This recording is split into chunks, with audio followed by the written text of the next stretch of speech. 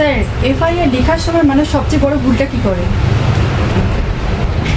এখন তো এই গুগলের জামানাতে সবাই গুগল দেখে দেখেই লেখার চেষ্টা করে, কিন্তু তারা ভুলে যায় এফআইআর হচ্ছে যে কোনো কেসের মূল, মানে যেমন রুট বলে সেরকম। একটা গাছের গোড়া যদি শক্ত না হয় গাছটা টেকে, একটা বিল্ডিংয়ের যদি বেসটা স্ট্রং না হয় বিল্ডিংটা যে কোনো সময় ভেঙে পড়তে পারে। তো এফআইআর হচ্ছে সেই একটা জিনিস।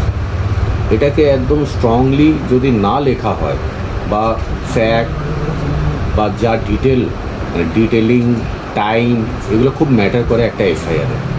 আরেকটা জিনিস মাথায় রাখতে হয় কি, যাই এফআইআরে লিখবেন সেটা সঠিক থাকে, মানে যেটা আপনি পরে প্রমাণ করতে পারবেন সেই জিনিসটাই এফআইআরে লেখা উচিত। যেটা পরে প্রমাণ করতে না পারলে তাহলে এটা কিন্তু পরবর্তীকালে ব্যাকফায়ার হতে পারে।